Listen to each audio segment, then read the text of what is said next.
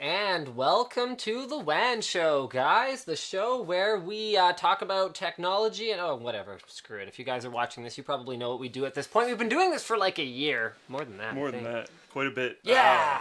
1 year anniversary. It might be freakishly closer to 2 years. Yeah, I think it's kind of a little late on this. Anyway, we've got a great show for you guys today. We've got Steam in-home streaming. Valve has finally started letting people try the beta. There's mixed reports all over the internet. We're going to be discussing that. Unfortunately, we haven't tried it personally yet, but that may change over the weekend. Wink, wink, nudge, nudge. More on that a little bit later. We've also got that South Korea is working on 5G wireless connectivity, and not just enabling it in handsets, but actually developing the infrastructure for it.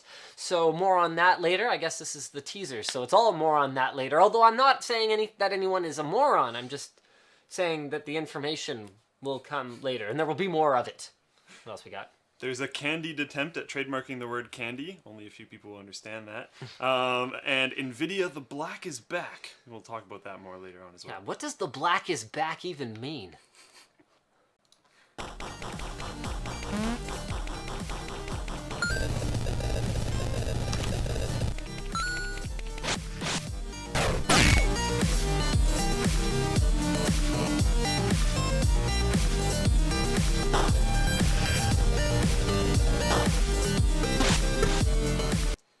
Oh, I did put the right intro. Oh, well, whatever. I was going to change that so that I could put up a Squarespace logo. Anyway, Squarespace is our sponsor today. Remember, guys, Squarespace is the easy way to make your own website, whether it's for a blog, store, or pretty much whatever you could want. Squarespace has templates that you can use, and they handle all the hosting for you. And they have a new feature, which I'll be telling you guys more about later, called their Logo Maker, or Logo. I think they're just calling it Logo. Anyway, it allows you to... Well, it's pretty self-explanatory. Their logo maker. Like, what does it do? Does it sort my rabbits from smallest to largest? Hopefully. Hopefully. If a logo maker didn't do that, I don't think it would sell very well. That's probably true. Although they're not really trying to sell it. It comes for free if you have a membership already. So, yeah. I don't think it would be acquired for free very well. Yeah. It didn't do that. Yeah. Rabbit Jeez. sorting. All right, so let's jump into our first topic of the day. Alienware's Steam machine not impossible to upgrade. This made waves earlier in the week when I believe the article that I saw was also on Kotaku, but it was said that Alienware's Steam machine, so this is basically, guys, just a PC, was going to be non-upgradable. And I kind of looked at that and I went, well, how can you have a PC that's completely non-upgradable? I mean, you should be able to upgrade RAM, maybe, unless they soldered the PCB. Or unless it was, like, at a maximum capacity already. Yeah, okay. Which you could technically, like, I don't know.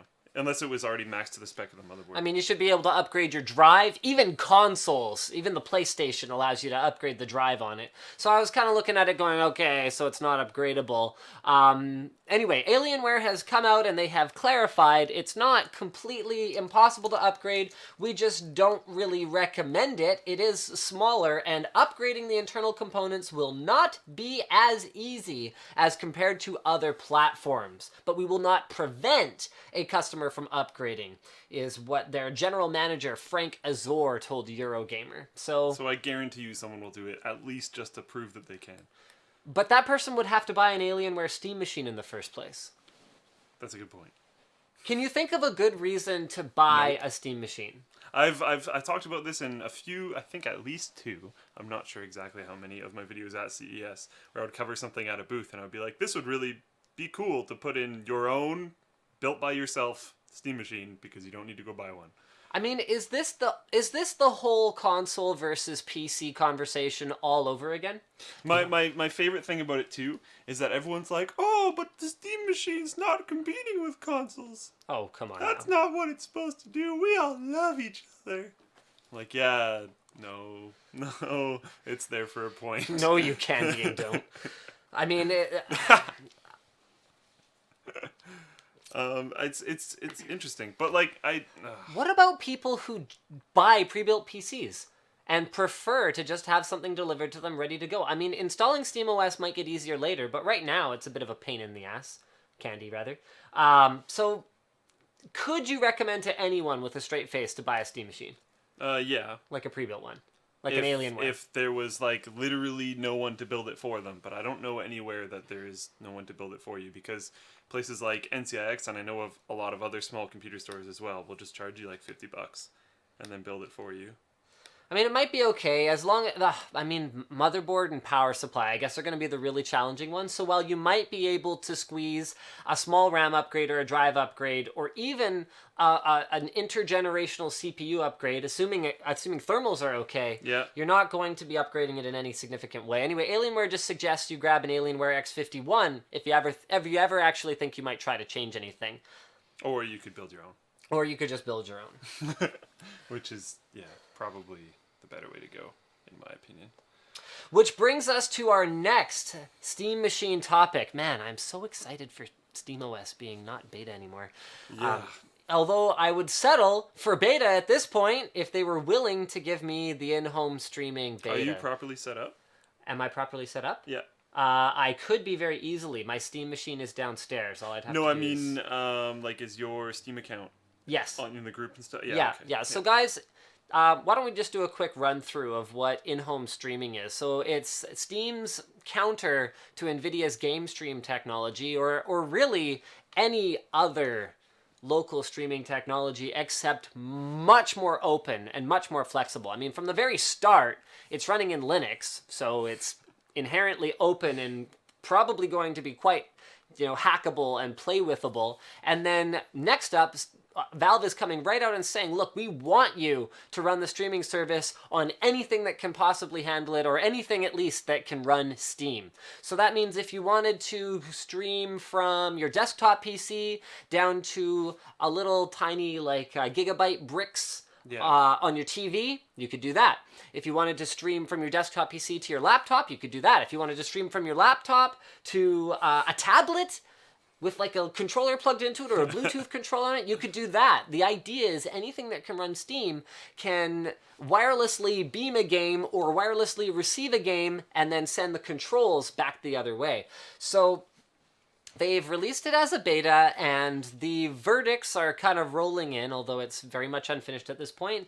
And it looks like, unless you're running Gigabit Ethernet, you're probably not going to have a terrific experience if you're trying to game at 1080p 60 FPS. But you can play around with the settings somewhat, so you can change to 30 FPS, you can change to 720p, you can even go down to 720p 30 FPS if you're having trouble. But from the reports I'm seeing, as long as you're running a strong dual band, so that is 2.4 gigahertz and 5 gigahertz Wi-Fi connection, or you have Gigabit Ethernet, then you're probably going to be able to 1080p at least will work on the wired connection. Drop down from all of that to wired connection. Well, it's just a reality. I mean, even with Nvidia Shield. So that's 70p, 60 frames per second. 70p, 720p. Okay. Yeah, it's like, we've gone back to Commodore 64 resolutions because lol. So that's 720p, 60 frames per second. And unless you're within a very reasonable range of your access point, it's not a great experience. I mean, Nvidia's done a fantastic job of dynamically altering the image quality according to what it can handle. Yeah. So I don't know how much you've played with it. I haven't. You took both of them. Right, that is what I did. I actually haven't touched one. Other Right. than at the NCIX LAN. Okay, cool. So basically what it does is it just reduces color depth whenever it can't handle the data rate that it needs. So as you move around the house, you might have, really great color depth and no blockiness. And then if you move further away from your access point, it might become blocky and look less clean. But it should still be low latency, in theory. I mean, it's not always perfect. That's the idea. So I don't know how well Valve's works in this regard, because I haven't actually tried it yet. But there's good news. NCIX Keys has given us access to his Steam account. He got a beta. Everyone at NCIX got one. Wheels got an invite, Keys got an invite, Jack got an invite. Neither of us got beta access. So I'm going to try it out. I'm going to play around with it. I'm going to be using, I'll run a proper gigabit cable down to my TV, and then I'll try it with Powerline, because I have kind of a cheesy power line adapter down there that isn't very good. I'll see if that works. Then I'll try wireless, so I'll have to take those Ubiquiti access points home over the weekend. But I'm really excited to play around with this. Guys that are interested in jumping on the beta, it's not the like Steam account beta opt-in. That's for other stuff. This is, you have to go find the in-home streaming group and join the group. So it's not your auto opt-in that you might have set on your account settings. It's actually more than that, which some people did not realize. Oh, I'm so stoked about this. I mean, being able to sit in bed and, you know, fire up the old laptop and play desktop grade games with a controller, like, well, this brings back on onboard graphics. Yeah. This brings back the I'm excited for like next generation thing, but not necessarily for Valve streaming. I want faster internal home networks. Right. So that we can actually support all this stuff a lot better. Because I found especially wireless has been a big issue in this term. I would love for you guys to tell us how important this is to you. Tell us how excited you'd be about this. But what do you think of trying to get our hands on a 4K display and running that on our 10 gig network here?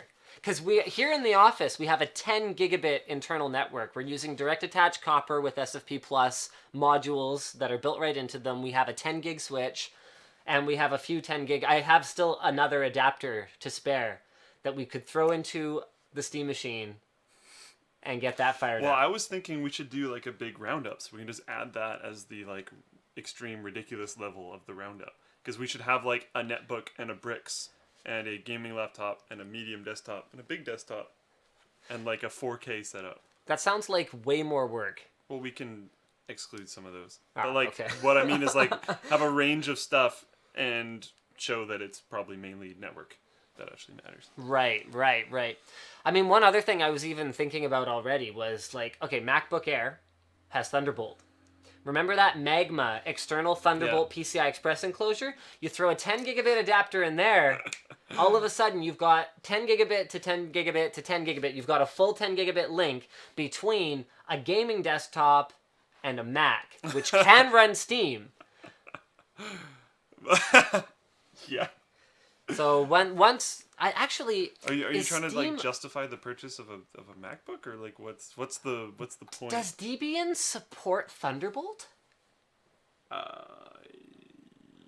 I don't think know, so, but I don't know why it wouldn't. Yeah, because you could throw SteamOS on the MacBook. You could get your beta going. That's actually interesting. I wonder if they do. So yeah. Anyway, guys, we'd love to hear. People are talking about Bieber. Guys, we don't talk about Justin Bieber on this show. That's just not a thing that we talk about. I'm sorry. I wish we could, because he's just so dreamy. Looks like it does. So then we could be looking at pretty much the most lightweight possible device running the most balling possible graphics. I mean, I might not even... did I show you the thing in Gigabyte Suite? They had an external PCI Express like graphics card enclosure. Okay, they actually had this thing running using external SAS cables. And they're like, yeah, we're kind of working on the interface still.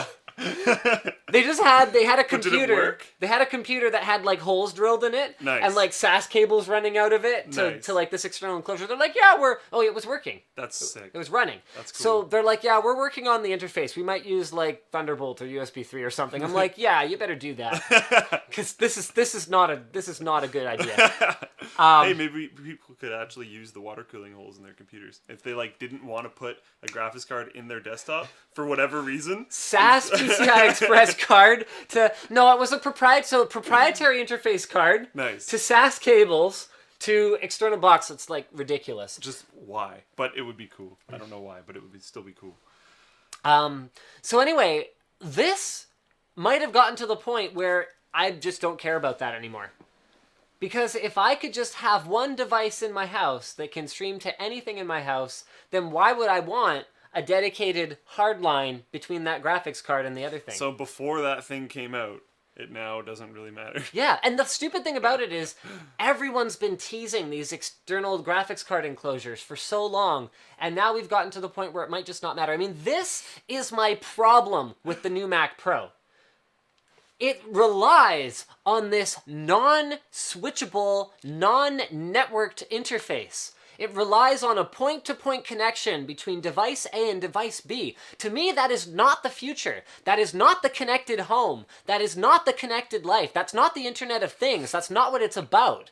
It's about everything being able to access the same pooled resources. You know, cloud computing is an example of this on a much broader scale, but the personal cloud is what really excites me. So having that machine in your house that lives in the closet and now can be full of hard drives for your own personal cloud storage, and then it can be full of graphics cards so you can beam graphics horsepower to yourself. You look at this internet connectivity that the Koreans are working on. What is it, 300 megabit per second? The mobile? 5G stuff? Yeah.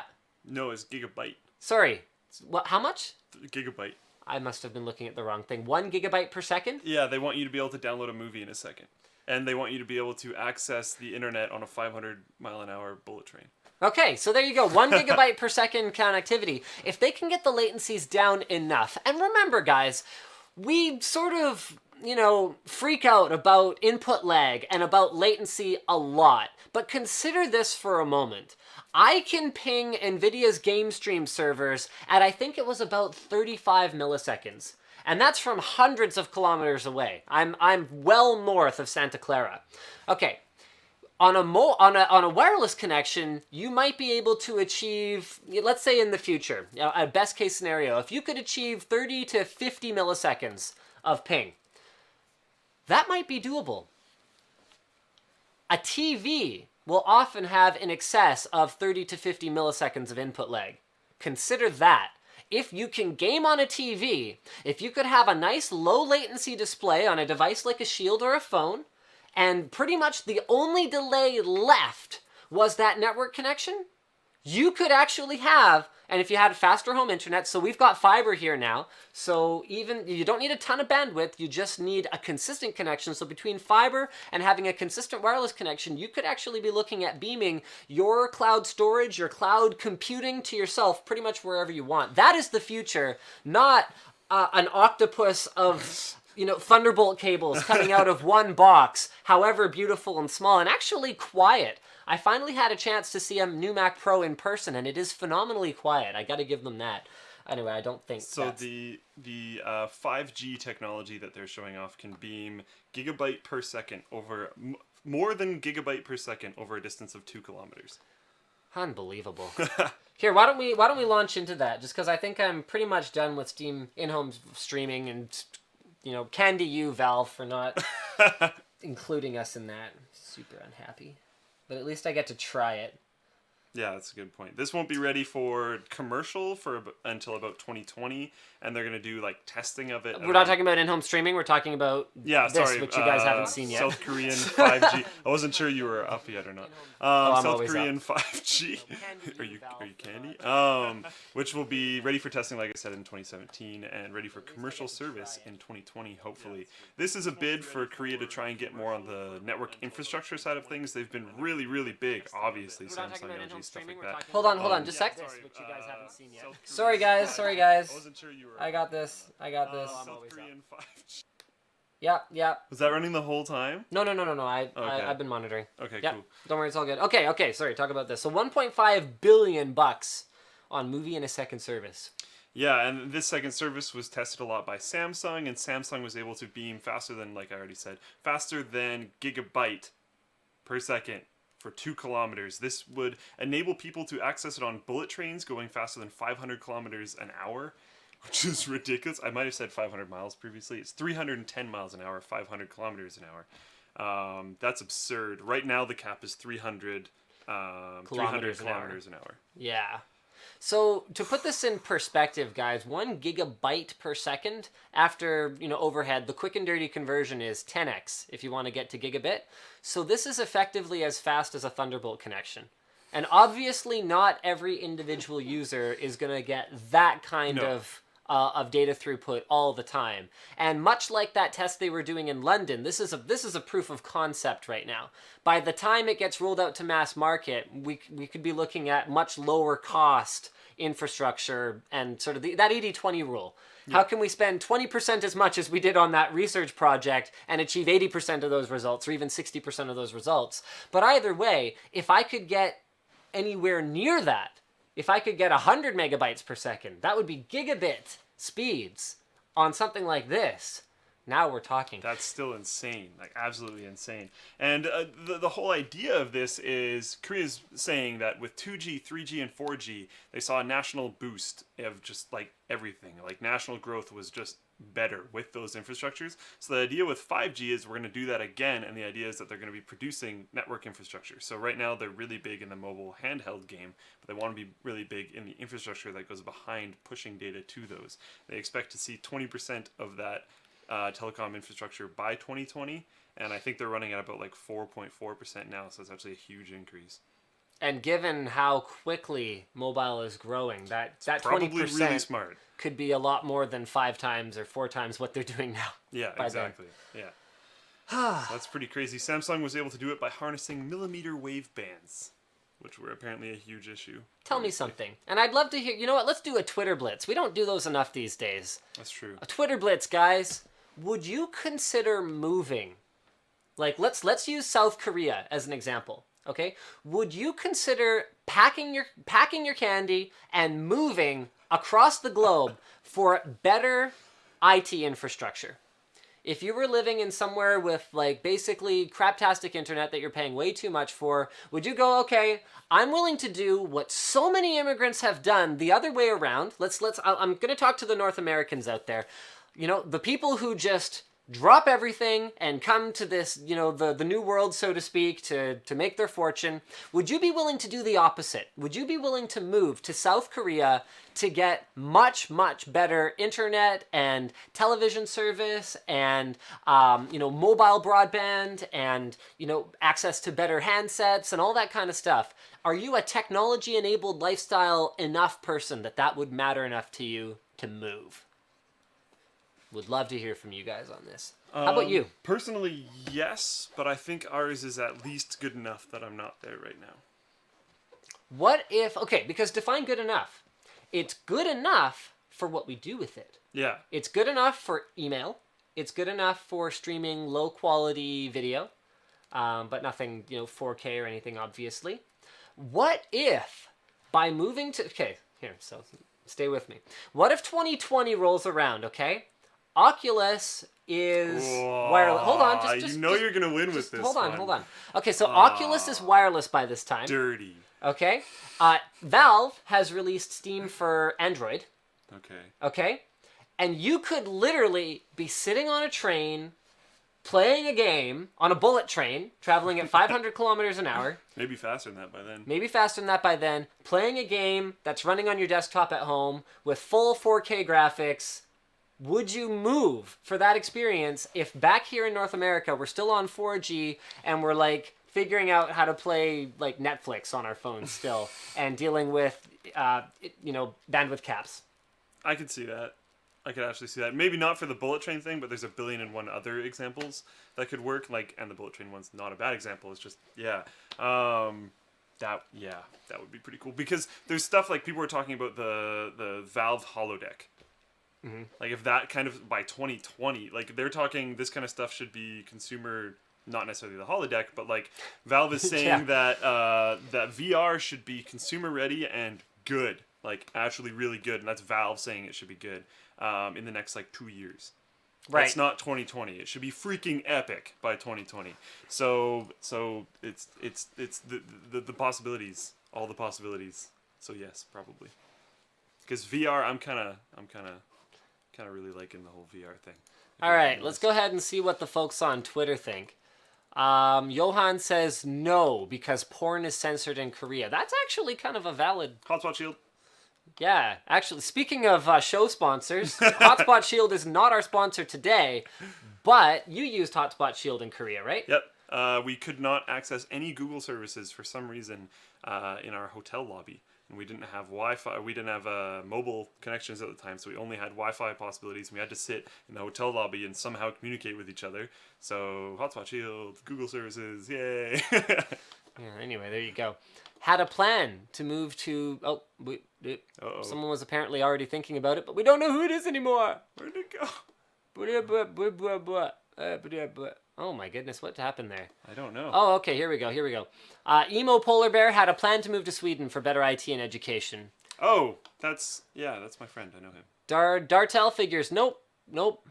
I would absolutely move to South Korea for phenomenally better internet. It's funny because when you talk about country growth and how you can stimulate it, better infrastructure. This is, I mean, you look at the candy backwards way we're doing it here in Canada, where they build a bridge and then put a toll on it, Like because huge toll. an enormous toll, one that costs, even if you're a regular user and you buy a pass, about $7 a day to get to and from work. I mean, when you factor in that minimum wage here is $10, and the income tax on a minimum wage earner could be anywhere from, after sales taxes for things like food, could be as much as like 30%.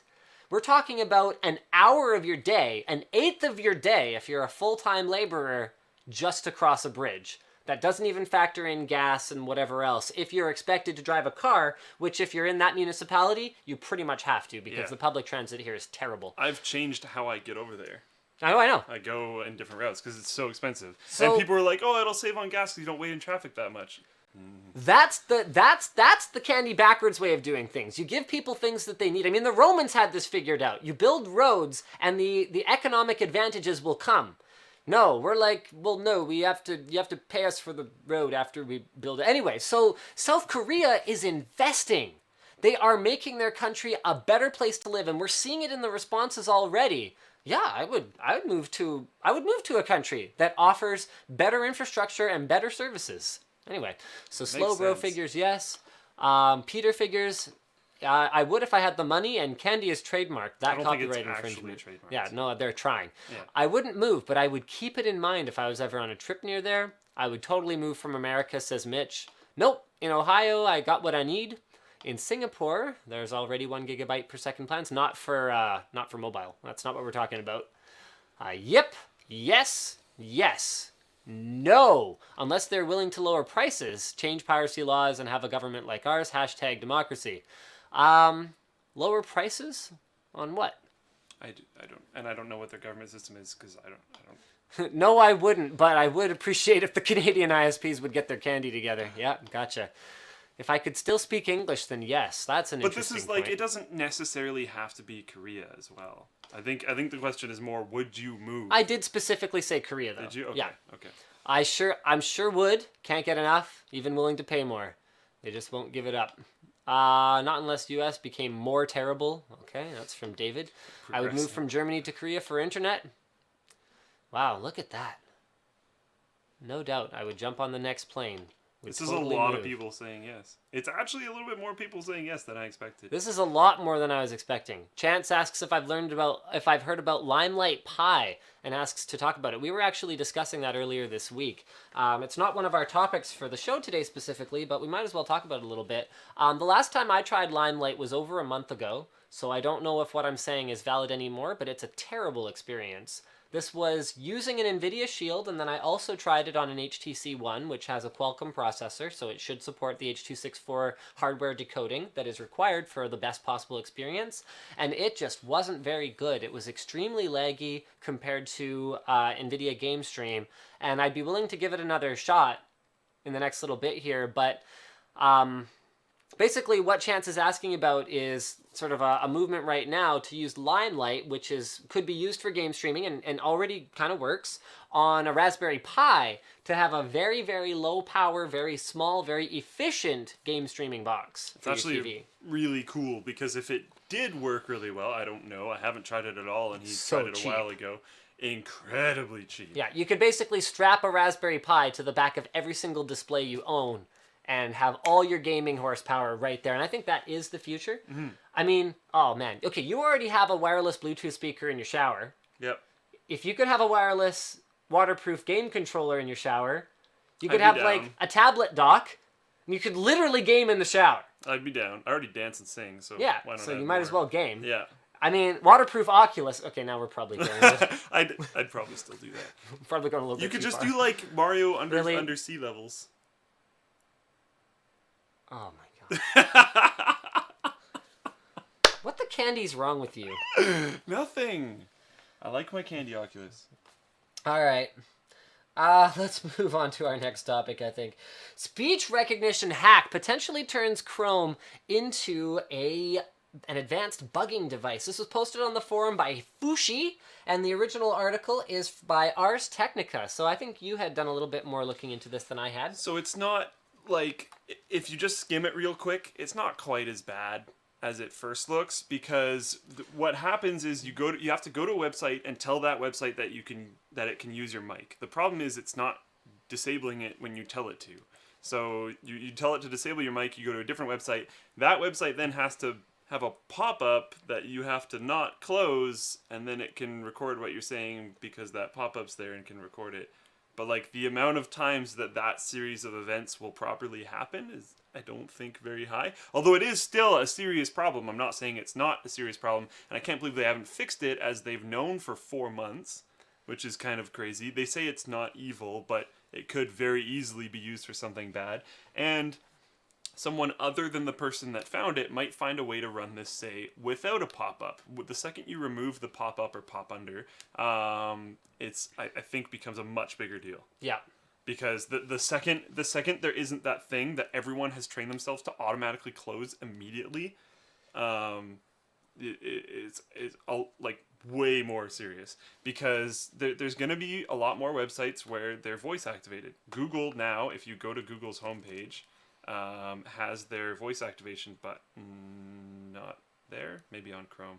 I guess it would be Chrome.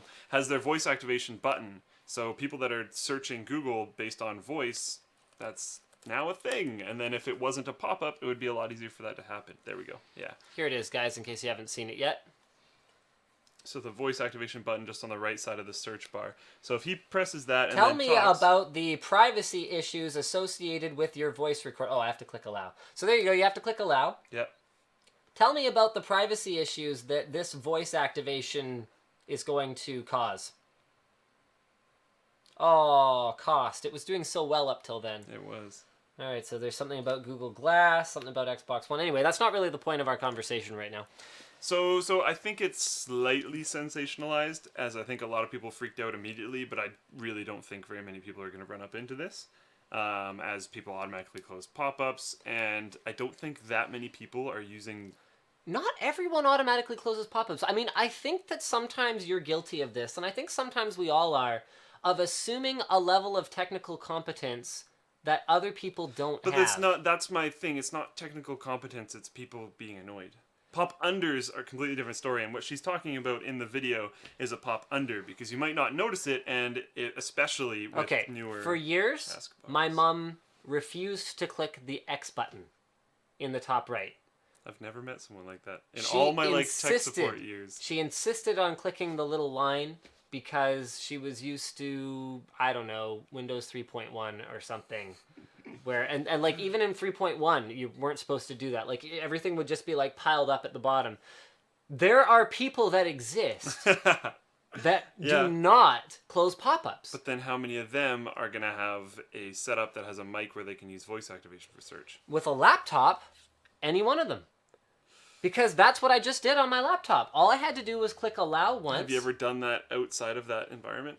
Which environment? The one we just had on the show? No. Yeah.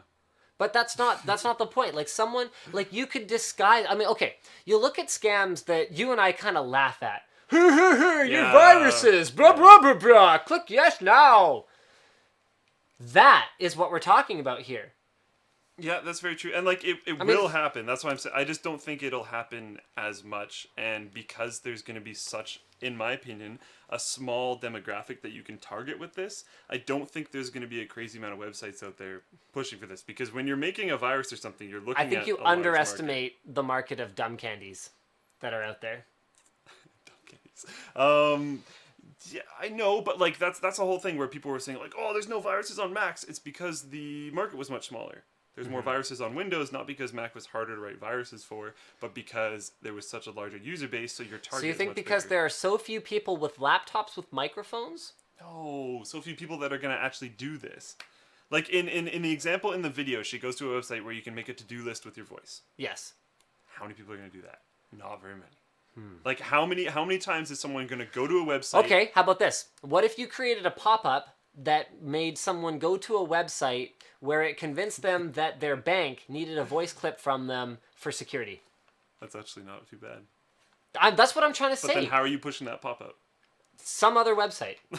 Like, no, but really, like, consider the Nigerian prince scam, okay? Oh, I knew this was going to come up. This is Enough when I lose. people fall for that it still exists. Yeah. And that they're still doing it.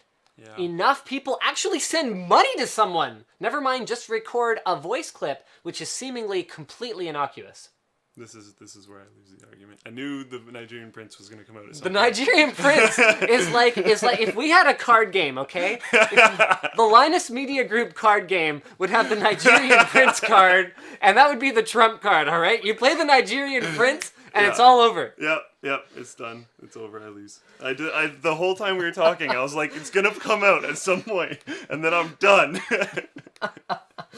I'm totally screwed. Yeah. So they need to fix that. They do. I can't believe it hasn't. Like, even despite what I was arguing with, they've known for 4 months. I can't believe it hasn't been fixed. Because, like, no matter how small of an issue I might think it is, it's still an issue. Yeah. And it still should have been fixed. And they're like, oh, it's not evil, but it can very easily be used for evil. They even have things where it can start up the recording based if it hears certain words. So if you say like NSA or Syria, it'll start recording. Hashtag killed your wife. It could probably start recording. It could start recording that. Yeah. And it can like manipulate that text. So it can take that text and save it somewhere else specifically easily because it shows in the video she says NSA in Syria, and it like bolds it, makes it big, formats it a little bit, and makes it red. Meaning that you could pull those out easily with a different program and then save them somewhere. Right. Speaking of privacy concerns, Microsoft offers overseas data storage in response to NSA concerns. This was posted by HDZX on the forum, and the original article is from The Verge. This, to me, is... okay, like everyone else is probably talking about the implications of the overseas data storage and how that may or may not actually affect the NSA's ability to steal the data. I mean, it would probably cause more of a fuss with the local government of wherever the data storage is, but it seems like they haven't cared about that in the past. So I don't know how much that'll help. But to me, this is more of a potential long-term, extremely dangerous path that the U.S. is headed down. Yep. I mean, right now, you look to the huge U.S.-based corporations that are driving revenue into the country, the Microsofts and Googles and Apples of the world. If you candy those guys off enough, why wouldn't they just leave? And this could be a thickly veiled attempt to slowly move infrastructure out so you can move out. So all of a sudden, Microsoft has been forced, not even necessarily because they want to, but they have been forced to move their resources out of the country. Not only that, but remember the whole, like, made in the USA, and I mean, I'm talking North America in general, you know, Apple's push, new Mac Pro, assembled in the USA, you know, that being a selling point. All of a sudden, the US government has created so much negativity around this data security and privacy issue that now it is a selling point that they've outsourced it. There was mainly a while ago, not really now as far as I can tell, a huge phobia about made in China. Well, there always is, but because of security issues. What if they bugged the chip, or what if they did whatever, right? So people were worried about that a lot, and I see less people worried about that now, and now people are worried about that in America. Yeah. Just like, how did you screw that up so hard? Well, actually, we know exactly how they screwed that up so hard. So that's extremely troubling to me. How they could have let this get so far out of hand. So there's a few things that people are bringing up, which you already dismissed some of them, but like there's the thing brought up a while ago, how the NSA had actually penetrated into Microsoft, Yahoo, and Google, and all like a ton of different guys' internal networks. So like, does this even help?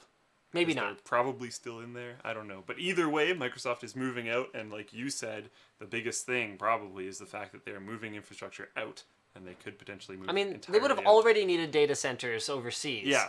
But now they have an excuse to move more of it. Yeah, more, exactly. Interesting. More Microsoft news? Yeah, that's not all. That's not all positive for Microsoft this week. There's a big hubbub around Microsoft paying YouTubers for mentions. So let's go ahead and fire that up over here. This was posted on the forum by Devil's Ye, and dude, you really gotta flesh things out a little bit more. The original article is from Ars Technica.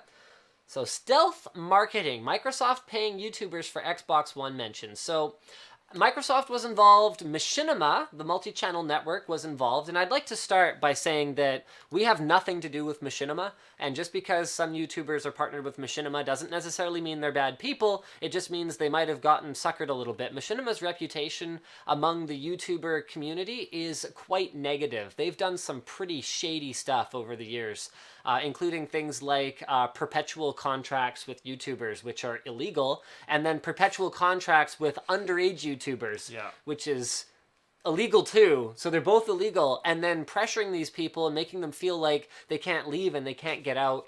Like, Machinima has not always been the most straight edge company necessarily. But with that said, you know what? Okay, you know what? Here, I'll let you explain what was going on, and then I'll weigh in with my spiel. And I'd love to hear what you guys think on Twitter about this as well. Linus Tech on Twitter. Explain what was going on, as in like how they were doing it, or yeah, why? Yeah, just talk about what happened. So they proposed a $3 CPM, so you'd get $3 extra per 1,000 views that you got, and there was which is a lot, by the way. It adds up. There was some prerequisites though. You had to be a Machinima partner. You had to have at least 30 seconds of Xbox One game footage. You had to mention the Xbox One by name, and you had to include the tag XB1M13. There was also a few other things, like in the guidelines for it, may not say anything negative or disparaging about Machinima, Xbox One, or any of its games. So it had to include footage, you had to mention Xbox One by name, and you had to be positive, no matter what. You don't have to be positive. You can't say anything disparaging. Okay. There's a difference. So I guess you could be neutral. You could be neutral. You could be neutral. So it'd be positive or neutral. But if they put a clause that says, don't say anything negative, I think the implication is you should say something positive. So you're not wrong. You're just not necessarily technically right. Yeah. Okay, go ahead. So this, and like quite a few people jumped on it actually, and Machinima got flamed for it, and then there's other big problems, like the main thing being that I don't think too many people would have had a big problem with it if they were open about it. A lot of YouTubers did this without mentioning the whole kickback thing, because I think it had to be confidential. I think there's actually somewhere in here. Yeah, it had to be confidential in some form. You must also keep details of the promotional agreement confidential in order to qualify for payment. So the idea is, if it was super transparent, I don't think too many people would have cared much. But because it was so shady, a lot of people cared. And there's actually FTC guidelines saying that, say you received a gift from someone, and then you did coverage on it in some way, it has to be not necessarily a transparent. gift, like even a review sample. Yeah.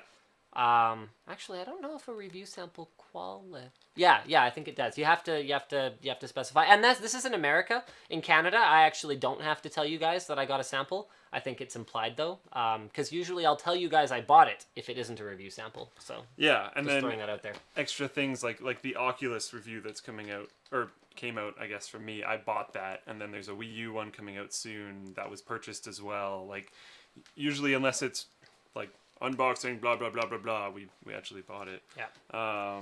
Yeah, I guess that's my take on it. So, problem or not a problem? I think problem. I think there is a problem here, but not necessarily for the reasons that a lot of people think. I think the clause about not saying anything disparaging about Microsoft, Machinima, or games is maybe... I don't actually think that's necessarily that bad, because it's implied. It's implied, and well, okay, the problem is, if you had something negative to say, just don't take it. Yes. Yeah. So, like, if you can take this bonus, you have to say something nice. You cannot take this bonus and say whatever the hell you want. There's candy. Whatever the candy you want. It's optional. So that I don't necessarily mind. I don't like you have to keep it confidential, blah, blah, blah. So, here's the thing. For example, our Squarespace sponsorship, there's a confidentiality clause. Okay. I can't tell you guys how much Squarespace is paying us when they sponsor the WAN show. for example. It's the... So and I'm not saying that's the same thing. It's not. I'm just saying that it's fairly typical for a sponsorship or advertising agreement to have some kind of confidentiality. But it's not the fact that there is one. It's the details within. No, you're right. You're right. I am 100% allowed to disclose that Squarespace is a sponsor of the show. And in fact, I feel quite strongly that anyone who is sponsoring us, anyone who is directly giving us money to bring our content to you guys should know about it. Because you guys should be like, good job, Squarespace, for recognizing that we like this content and we want to see more of it. Thank you very much for allowing Linus and his team to keep making it. I mean, I personally think that sponsorships and support should be as public as possible. And you guys are more than welcome to ask me at any time who our sponsors are, and I will be happy to tell you, yes, this was paid for, this wasn't paid for, and these guys are sponsors or these guys are not sponsors. That's all great. Oh, look at that. Hotspot Shield just sent me an email. Hotspot Shield happens to be a sponsor as well. The issue here, more than anything else, is not disclosing that Microsoft... I mean, even if they were to say something as simple as, Microsoft asked me to do this Xbox One gameplay video. Yeah.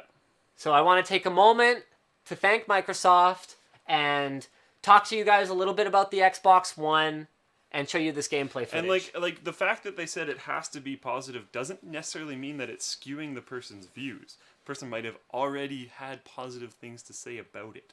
So they're not, I don't, that part I don't. On the other hand, it might have. And I think when you look at the terms of this campaign, it seems to be designed to target guys who otherwise might not necessarily have been talking about the Xbox One. But with all of that said, everyone who took the money knew the terms before they took the money. Yep. So if you have a problem with the way that any of this was implemented, then take it up with the YouTuber. I mean, I don't agree with Microsoft's approach, and I don't particularly care for Machinima's way of doing business either. Let's make that abundantly clear. But if you don't like what a YouTuber is taking money for, your issue is with the YouTuber, not necessarily with the sponsor. You'll notice we don't have an Xbox One video. No, we don't. We have an Xbox One. It's over there in a corner, collecting dust like it should be. Has it turned on since we did the image comparison? Hold on, let's do 30 seconds of gameplay footage quick. We can show like the gameplay versus PC footage. Because all we said is it was sitting there. We didn't say it was doing a bad job. It's doing a quite good job of sitting there. Yeah, it looks great. It hasn't broken. The Kinect. Yeah. Not broken Xbox One. Because we haven't turned it on. Oh, love it. I guess it's like what is it? Sindler? No, whatever. Apparently someone from PC Master Race subreddit got an email to promote the Xbox One. I mean, guerrilla marketing is not a new thing. There's also someone in here telling us that we're Nvidia sponsored. Believe it or not, we're not. Nvidia hasn't done any paid promotion with us in about a year. So there you go. Oh, man.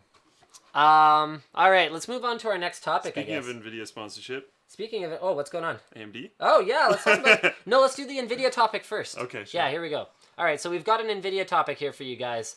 Black is back. This is just a rumor, but I hope there's... well, actually, I don't know what I think about this rumor. It might just be a totally stupid rumor. It was posted by Brown Ninja 97 on the forum. The original article is from videocards.com. So there you go. Nvidia to launch GeForce GTX Titan Black Edition and GeForce GTX 790. The Titan Black Edition looks like a somewhat real mock-up. That GTX 790 does not look like a real thing at all. It looks like the Titan one with an MS Paint black thing and then like some text over it and maybe sort of the correct font. But basically the rumor is that the 790 would be a dual GK110 card, which That's gotta be difficult.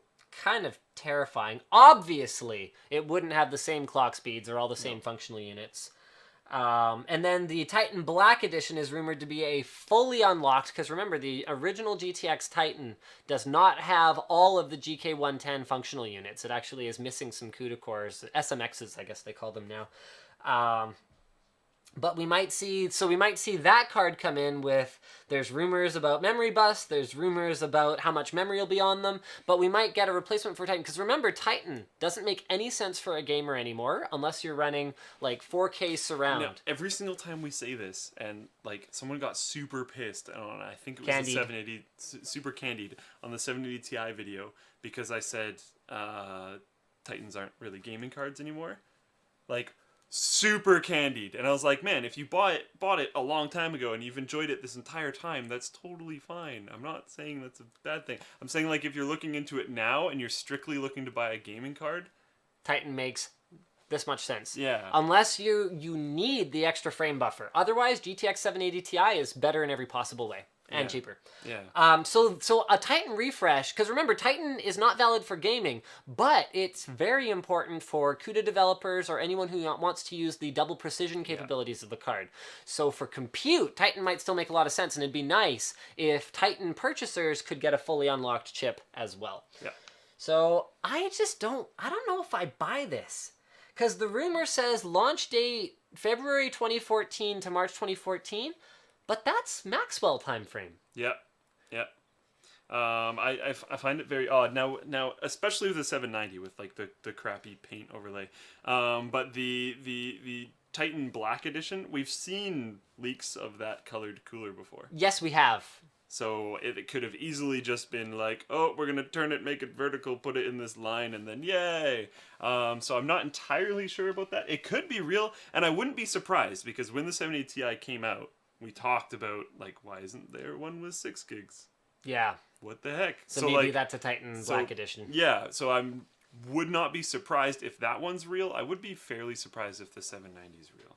Because, I mean, well, the thing about a 790 is if they did manage to keep power and thermals under control. I mean, remember, too, 780 Ti is still kicks out less heat and consumes less power than the competing AMD cards. Yeah. So if they did manage to cram 2 of them onto a PCB, it would probably be significantly faster than even whatever Maxwell can cook up. Yeah, like it's the only reason why I'm like naysaying it a little bit is just because that's got to be hard. And it's got to be expensive. And it's a big die. Crazy expensive. Like it says like 999 plus. I expect that plus to be fairly large. Nvidia's hasn't done that yet.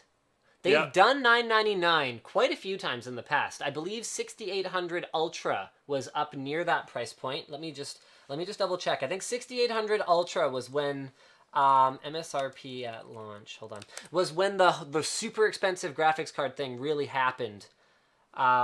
And then they did it again with 8800 Ultra. That was a $1,000 card, but they've never gone above that as far as I remember. The only reason why I say that is because with the Titan Black Edition coming right behind it, like right behind it at $999, it seems weird to release a 790 right after that at $999 again. Well, why not? Because they had 590 running at $999 at the same time, or rather 690 running at $999 at the same time as Titan, where the 690 was the gaming card, and the Titan was the compute, and also because it had a much better GPU gaming card. But if they had a 790 and a Titan Black at $999, I don't see why that's an issue necessarily. That would just be interesting, and I think we'd have the same thing we had with early Titan adopters with the Titan Black, where they'd be like, why? Why did this happen? Although SLI's kind of still... I'm still not a huge fan of 2 chips. What are you looking up, sir? I'm trying to find that pricing. So FX 5950, $380. 6800 Ultra Extreme was only $600. I was wrong. So that was the top tier unobtainium card, along with the X800 XT Platinum Edition, both of which were very difficult to find and were basically just vaporware. So 8800 Ultra might have been the first one then. Okay. But at any rate, it's all rumors right now. We don't know if any of that is true. I actually have heard nothing from Nvidia about any of this stuff, so there you go. All right, January 24th. Oh, why am I even saying that? AMD. The title of the document. I know. All right, so there's been some talk about Kaveri and some of the things that AMD could or could not have done and may or may not do. Oh, I think I asked them for a Twitter Blitz. Let's go back to the Twitter Blitz. Don't forget the Twitter Blitz, you guys. I actually didn't get that message from anyone, but I figure that's what someone would say if they thought we forgot the Twitter Blitz. Is that the Ubuntu font on your Twitter handle in the lower third? Dude, I have no idea.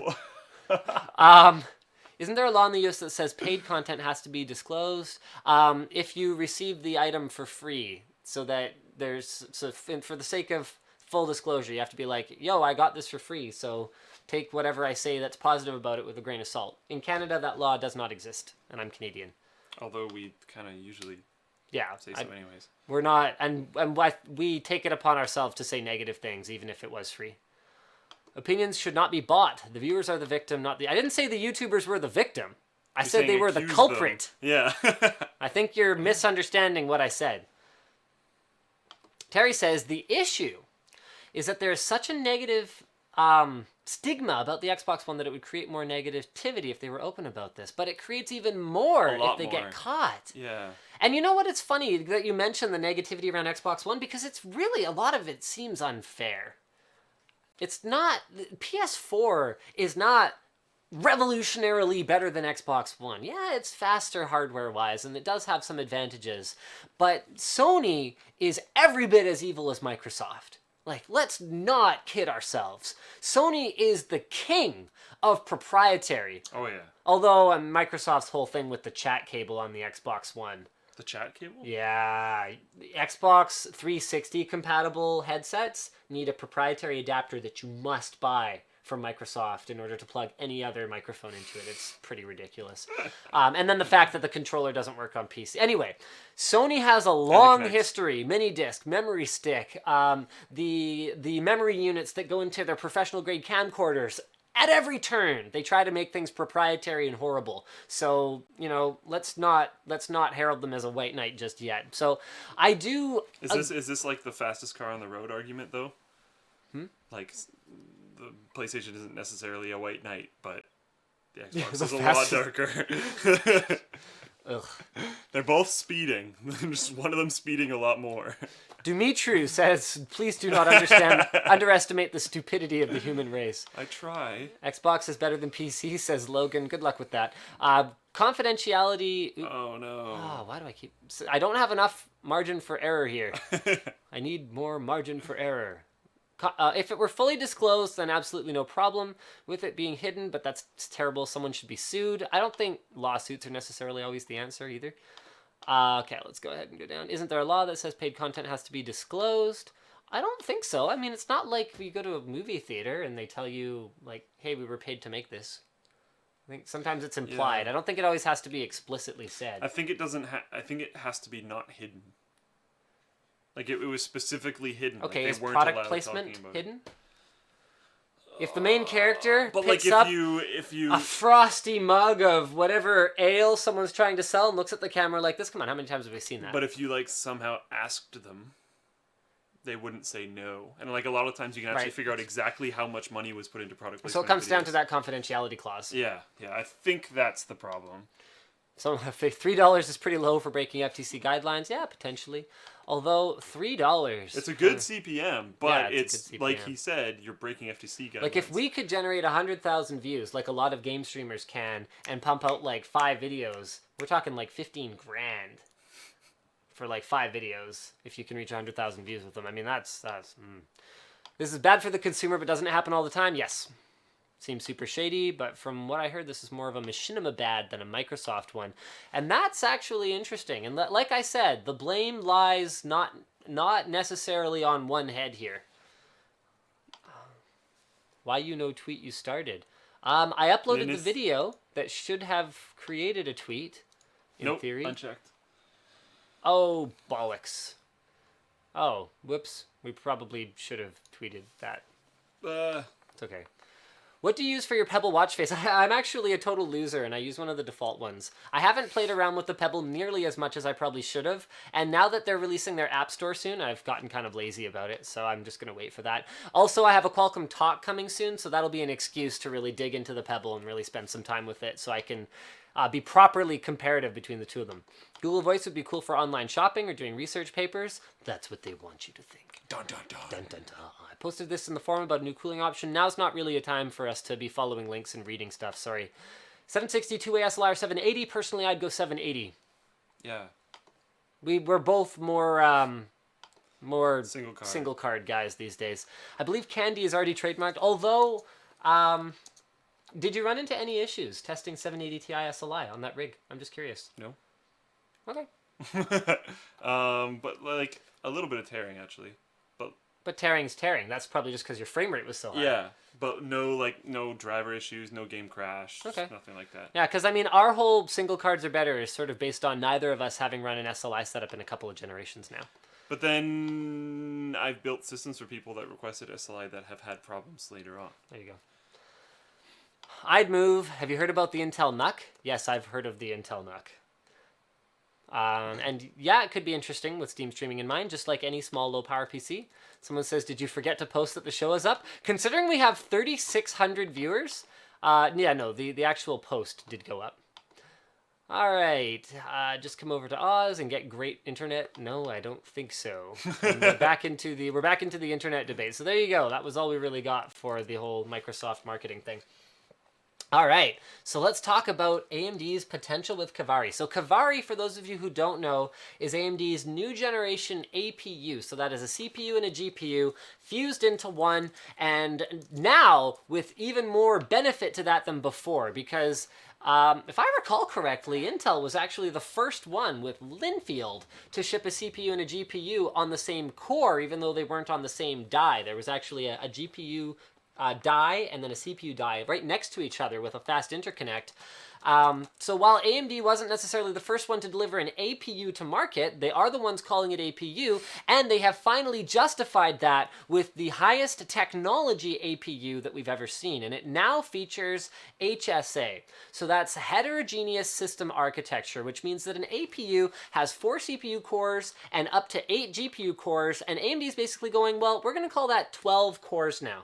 Don't worry, on the box, they still specify what kind of cores the 12 are, cool. But we're going to call it 12 cores because that processor is now capable of, at the same time, working on up to 12 discrete threads, even if they're all part of the same task. Because of its HUMA technology, the CPU cores and the GPU cores can both access the same memory at the same time. So they can both use your system RAM and work on the same tasks and collaborate, as opposed to the GPU cores sitting and waiting for instructions from the CPU and then passing information back and forth over PCI Express. This is extremely exciting, and it also has huge implications for the value of higher-end memory subsystems in desktop PCs. It's been quite a while. Actually, it's been since the memory controller moved on die, since higher speed memory has really made much of a difference, like within a single CPU generation. So we've gone all the way from DDR1 to DDR3 without seeing like what looks like a generational leap in memory performance. It's just kind of been incremental small improvements as manufacturing processes have improved over time. Now, I mean, AMD was, according to this article, so the original article is from, actually there's a lot of articles linked here. So one from AnonTech, there's one from Hot Hardware, and then there's another one from wow. That top one, /dot. /dot, okay, and then another one from /dot. Okay, so it was posted by Vitalis on the forum, and there's some evidence suggesting that AMD considered GDDR5 for Kaveri. There's also, so why would they do that? Well, I pulled up this. So this is a, oh balls. Oh, where'd it go? Where did it go? Oh no! Where'd that Corsair blog go? History, man. Come on. Was it in Chrome?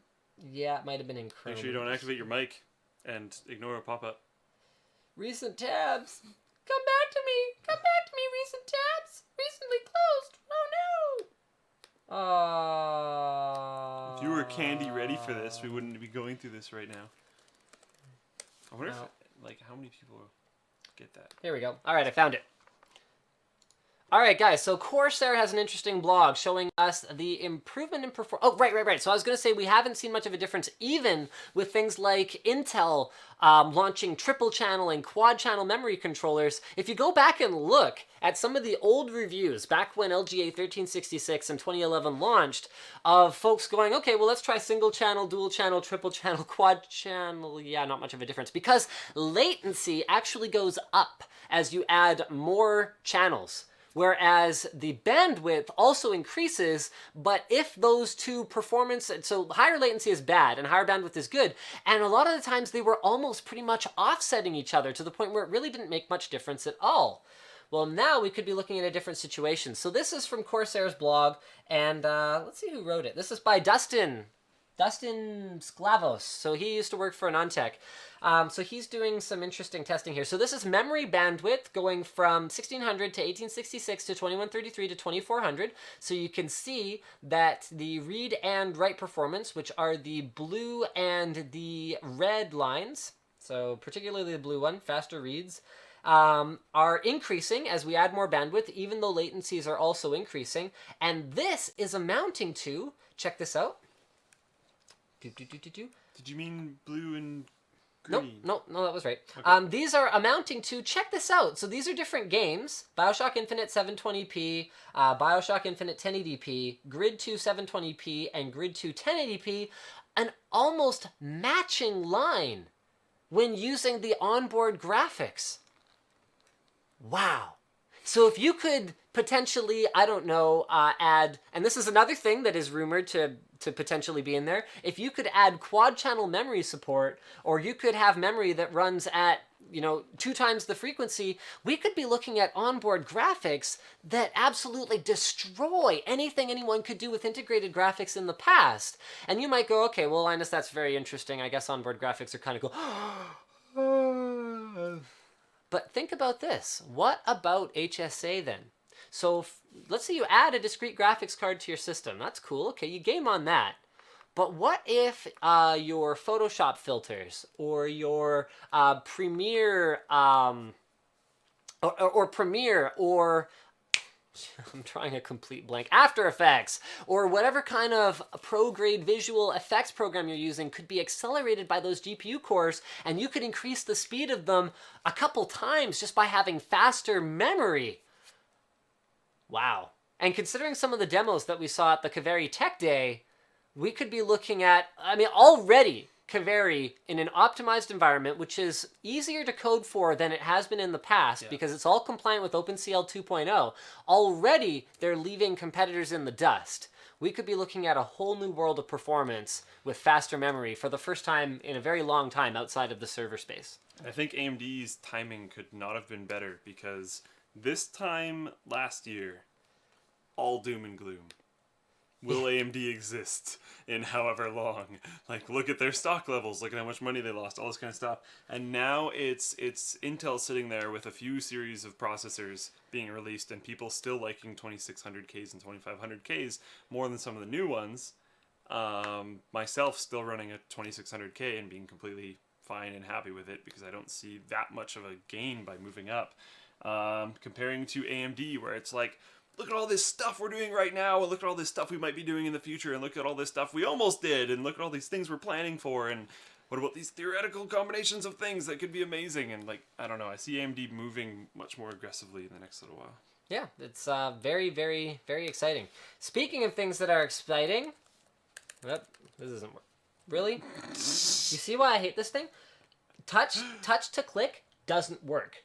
See? Not enabled. So why is it that palm detection is causing me to lose focus on a window? What is going on here? No one can see that happen. Trying to do a sponsor read here.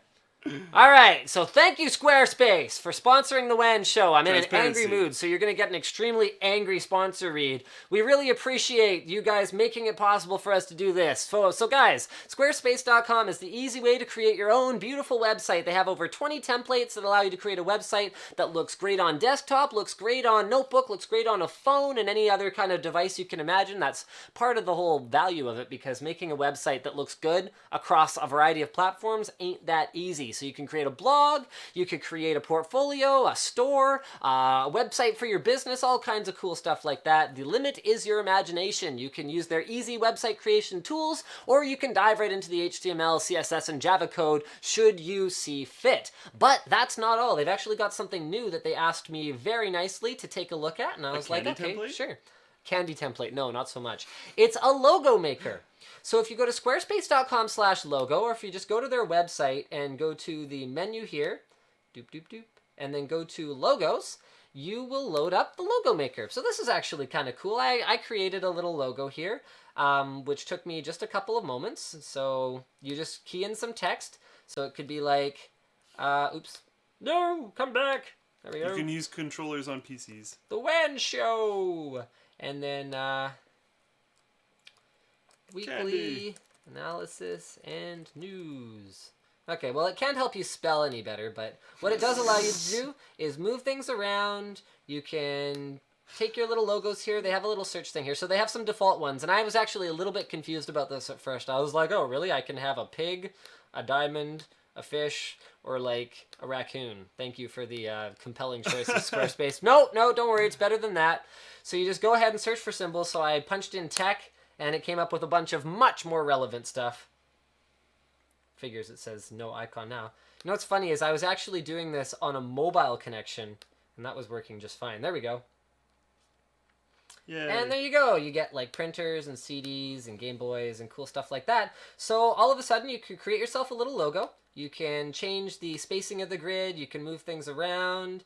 You can be like, okay, I want this to go over here. You can make it snap to things. You can align it that way. And then it gives you a cool little preview of what your logo will look like on a business card, on a website, a Squarespace website presumably, and on a t-shirt.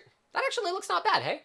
That actually looks pretty okay. So to be clear, they're not replacing graphic designers and brand creators. They're just creating like the fastest, cheapest, easiest way for you to get a logo that's usable and ready for you to put on your website that you presumably also create on squarespace.com. There's some kind of a rate for how much you can pay to get a logo, but it's free for anyone who has a Squarespace membership. And I realized I didn't actually put our lower third back. So I realized that I didn't actually say, guys, visit squarespace.com/Linus, get a free trial, and then get up to 10, or get up to, wow, see? I knew it was bad to go into this angry. Get 10% off of your Squarespace, off your first purchase of Squarespace using offer code Linus1. So that includes the website, includes the monthly hosting, and also includes their new logo builder. And then they also very nicely asked me to mention Squarespace Super Bowl. So they're going to have a Super Bowl commercial. Really? I was like, really? They have millions and millions of dollars? That's what I said. Apparently. That's awesome. So blah, blah, blah, Squarespace. Oh, hold on. Do they have like a leak of it? Can we watch it? Super Bowl commercials are pretty legit. It's not leaked. They Oh. only have a teaser. So they asked me to show the teaser, and I was like, yeah, sure. Yeah, why not? I mean, Super Bowl ads are kind of awesome. I'm down with Super Bowl ads. All right, where's the teaser video? Even if I somehow miss the Super Bowl, I usually just go back on YouTube and watch all the ads. Super Bowl ads are usually pretty legit. Here it is. Okay, there we go. There's a giant baby. There is definitely a giant baby in their teaser. Can you just be less of a huge piece of crap? Thank you. There we go. All right. It's funny because I was so glad to have my laptop back for this week. All right, here we go. It's only about 15 seconds long.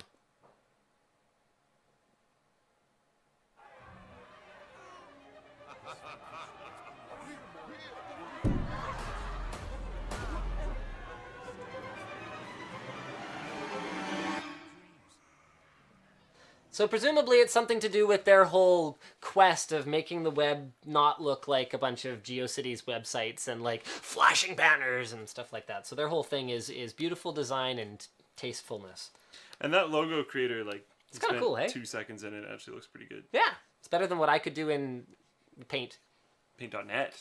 Paint.net, on the other hand, maybe I could do better. But it would take more time. Yes. What, really? You don't think I could do better than that in Paint? Did you not see the uproar for your little badge things? I'm still trying to figure out what I'm going to do about that. Speaking of uproar, Apple is relaunching the iPhone 4. At a very, very appealing price of only $370 for super old technology. Seriously, Apple? What are you doing? They probably don't know. You can't answer that question. They have no idea. I mean, if anyone at Apple's watching, I mean, Tim, if you're watching, give me a call right here. Let me know what's going on, man. Like, how can you possibly expect people... Like, I understand why the iPhone 4 is still legitimately expensive. I do get it. And what did it have? Something like 4 gigs of storage? Yeah. Yeah, 8? Is it 8? 8 gigabyte mobile models, yeah. Yeah, 8 gig models. How high So on it's going to candy have is he? 1 gigahertz single core CPU, 512 megs RAM, 5 megapixel rear camera. It sounds so old. Like, it doesn't seem that bad necessarily when you're using it, and then you read the specs on paper and you're just like, Like, oh. I understand why it's still expensive, because the actual, like, tooling of it and the fit and finish of it is beautiful. Up there with almost any modern Android, pretty much any modern Android phone. A lot of plastic crap. Yeah, a lot of plastic junk on the Android side. But to expect, like, to think that, first of all, to think that 5C was going to be your value model at $100 cheaper than a 5S? Come on. Really? To think that iPhone 4, I mean, you're not even giving them the 4S. To think that iPhone 4 is a value at $370 is insane. I don't imagine that this is going to be a big success for them. I mean, the problem that they have over there is that fewer carrier subsidies prevent people from buying expensive phones. Well, when you're considering that Motorola is talking about a $50 smartphone and that they already have the Moto G, Yeah. which is a $200, actually fairly compelling smartphone. I've just started working on my review of it. I know I'm a little bit late, but sorry. We're pretty late on a lot of our Yeah, phone we're pretty reviews. late on almost every phone. So holding a Moto G and holding an iPhone 4, I can go, yeah, this is a beautiful device. But this one is way more functional in every possible way. I just think this is ridiculous. It's pretty dumb. They just have no grasp on reality, I think, in that area. We should do the next one. Someone's like, Linus, why are you so mad? Why? Am I going to get mad again? Oh, no, this isn't a mad thing. No, I'm saying we should Oh. do. There's you put optional in brackets. Yeah, this is I'm happy. saying we should do it. Calling all members of the LTT Forum, World Cancer Day 2014. Basically, this is just a call to arms to engage in distributed computing on this particular... Blink and folding. It's Yeah. for a week of the World Cancer Day, so it's not necessarily just World Cancer Day. It's the week that World Cancer Day lays on. So it starts on Monday the 3rd of February and ends on Sunday the 9th. Give your power to a good, decent cause. I know not everyone can run folding or, particularly folding 24/7 because it does consume a lot of power and that does cost money, but maybe 1 week out of the year is not such a bad thing if we all kind of work together. So there you go, guys. You pretty can check cool. out the thread. It was posted by XSilent and then brackets X. People need names that I can say on the show if they want me to say their names on the show. And that's in the Folding at Home Boink and Coin Mining subforum. Very cool. And then we're moving on. Small town in Alberta gets gigabit broadband. I'll So let you this- talk about this because this- this is hilarious. This brings up actually. This is what I thought you were talking about. What I thought you were going to transition into when you did the move thing. Oh, okay. But yeah, apparently there's a small town in Alberta, and the community council got together. Okay, hold on. I got another one. Would you guys move to the freaking boondocks, like the middle of nowhere, northern Alberta, 8,500 people, entire population of city. if the thing that he's about to talk about is a thing? Go. So there was some apparently specific engineering businesses, but also other businesses that were complaining that they were literally shipping drives because it was considerably faster, like very considerably faster to ship a drive than it was to transfer something over the internet. And this was like locally or outside. They were just transferring drives all over the place. They're saying it was ridiculous. They were going to move and like other towns, all this kind of stuff. So the council said, no, essentially, we don't want you to have to move because of internet speeds, because that's ridiculous. So they're pulling in Gigabit to the town. Now, it's currently in certain locations, not everywhere. You can currently pay for about $57 to $90 a month, and you can get 100 megabit. And they're going to take that and say, like, yep, same cost, but it's Gigabit. Now, it's not quite as awesome as it sounds immediately, because you will share with your node. Okay. So if you get on Gigabit, you're sharing with your node, but you're in a like I don't think your neighbor is going to use 900 megabits a second. Yeah, I'm not too worried about that, but that's just something you do have to pay attention to. The average Canadian internet download speed is about 6.6 megabytes per second for an average of $54 a month. So that scaling, it's pretty ridiculous. Dat price to performance ratio right there. They're saying that they can do this because they don't have to worry about making massive profit margins all the time. They just have to worry about making a little bit of money so that their council can still exist, obviously. So they're actually able to do this at a reasonable level. They received a pretty sizable grant from the government too to actually do this because of what their whole plan is. They're trying to keep people there, they're trying to keep businesses there and all that kind of stuff. So it makes sense, and they're not gouging people, so the government tries to help them. The government actually tries to help a lot of companies that are laying infrastructure. Just a lot of those companies don't really care and still screw people over. And something that brings me back to the you're sharing it with the people around you discussion is that if you're a business and you want a dedicated gigabit per second line, like dedicated, gonna be there, gigabit per second line, you'll have all that bandwidth all the time, it's $5,000. Okay. So it's like, no. But I think they have like one or two maybe businesses in mind when they have that there, and they know they'll hit those two, and that's maybe where they're making some of the money back. Right. But yeah. Either way, investing in infrastructure. It just makes sense. Thumbs up. Yeah. Loving it. All right. Demystifying Crystal Cove. There was something that I wanted to talk about. Not Bricks Pro. Shoot. I don't remember what it was. Okay, do you want to do Demystifying Crystal Cove while you're at it? I was thinking as we're getting fairly close and that video is up, maybe we should jump to Candy Jam real quick. Then maybe we can do that as like an ending. Sure. Thing. All right, so why have we been saying the word candy all stream? For those of you who didn't watch the pre-show. So the Candy Jam, which is awesome, and like it's actually kind of hard to read because their website is ridiculous, but I think that's kind of part of the joke. So I'm not gonna harp on them too hard for that. But what they say, if you're having troubles reading it, is because trademarking common words is ridiculous, and because it gives us an occasion to make another game jam. That's why this whole thing exists. You have to make a game involving candies in some way. Consider using the word candy several times. Also, Scroll, Memory, Saga, Apple, and Edge might give bonus points. I'm not entirely sure why. I don't think I've necessarily researched the topic deeply enough. Maybe they're looking into trademarking those words as well. It starts now. You can go to it now. It ends 3rd of February. There's been 27 games submitted so far, and you have an interesting contest, kind of. Okay, so I'm putting up $100 bounty to the first person who makes a game called Candy Ass Candy Eaters. So the objective of the game has to be that there's like people, and it can get more or less challenging. Like think about all the game elements that exist. So you could have places where you're supposed to throw the candy, places where if you throw it, it's negative points. Like if a zombie eats it or something, then that's bad and that's negative points. But the idea is that you throw candy at these people, and they don't like getting hurt. So if you miss their mouths directly, then it's like somehow detrimental. So that's what makes them candy ass, because they're like, they don't like getting hit by candy, and maybe they're running away from the candy as you're trying to feed it to them or something to make it like challenging or something like that. So I want that game to exist. Only to the first one, though. I'm not paying a bunch of these bounties. I really hope someone makes it. I don't really think they will, but I really I don't hope think they anyone do. will. And this whole thing is kind of horrible because every single time something like this happens, like with the copyright complaints and like the main dude backing like, yeah, we should have stronger copyright law, pirated the background picture for his website, and like this kind of stuff always seems to happen. But King, the guys behind the copyright of the word candy, totally ripped the crap out of a game called Scamper Ghost back in the day. So there's Pack Avoid and Scamper Ghost, and as you go through here, you'll notice the screenshots are incredibly the same. And what actually happened was they hired a company called, where is it?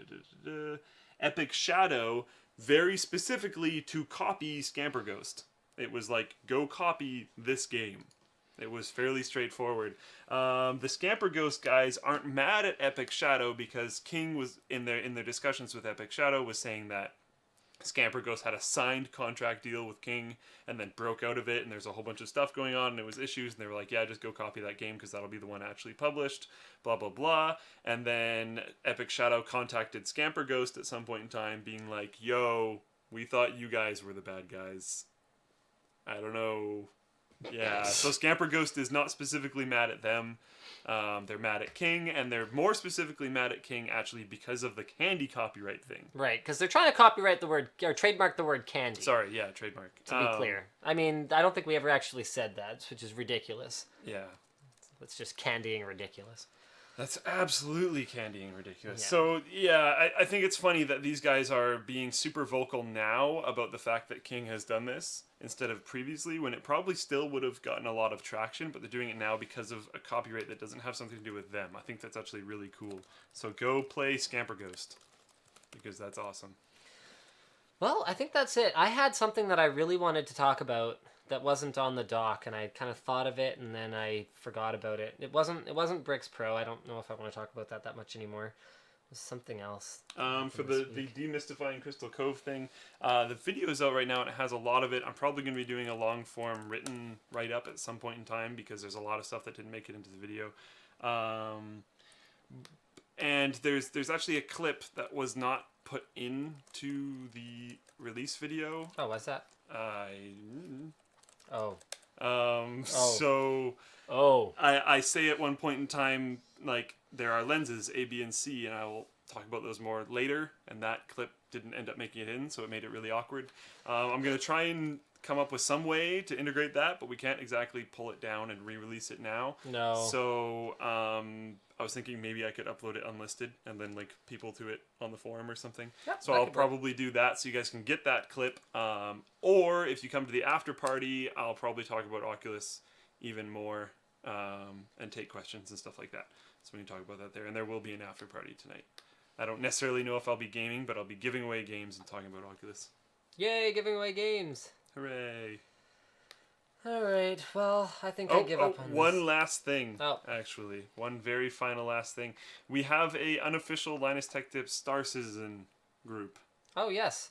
So if you are interested in Star Citizen, Linus and I are both signed up, but it's unofficial because we're not leading it. We're just going to kind of hang We out. posted it on Facebook, so if anyone was curious what my reach is on Facebook, I guess you've all seen it now. Let me just have a look here. Star Citizen. It's the one with no picture because someone nubbed out. Oops. Oh yeah, there it is. So Linus Tech Tips. Nah. Speaking of would you move if you got faster internet? Yeah, exactly. No, I'm pretty sure that's Facebook's problem. Oh. Because they have a lot of this on mechanical drives now. Oh, really? Yeah, I think it used to be that your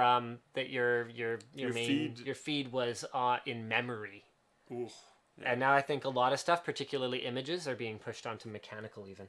So Star Citizen organization now with added polls. So you can check out that thread on the forum if you are interested in it. And as far as I can tell, they're being pretty open to ideas about how it's going to be ran and all this kind of stuff. So post in there, talk about it, and it's quite a ways from being released. So we'll get some stuff more. It's unofficial, to be clear, guys. Yeah, we're not running it. Yeah, but I joined it. So did I. Yeah. Yeah, I think that's probably about it. Yeah, I give up on this. All right, thanks guys for watching the WAN show. We'll see you again next week. Same bat time, same bat channel. And the archive should actually be up fairly quickly. So I'll just throw it up without a table of contents. And then when he gets around to it at apparently like 4 a.m. for whatever reason. I was done way before that. If anyone wants to do a table of contents and then like fire it over to him during the after party, that would be more than welcome. That works too. The one thing that I would ask is that you make sure to include an entry for the Squarespace sponsorship spot in case anyone wants to find that. We do tell them that we will include a link in our table of contents to their sponsor spot. And without further ado, thank you guys for watching. Thank you Squarespace for sponsoring us, and see you next week. Wrong one. Love that.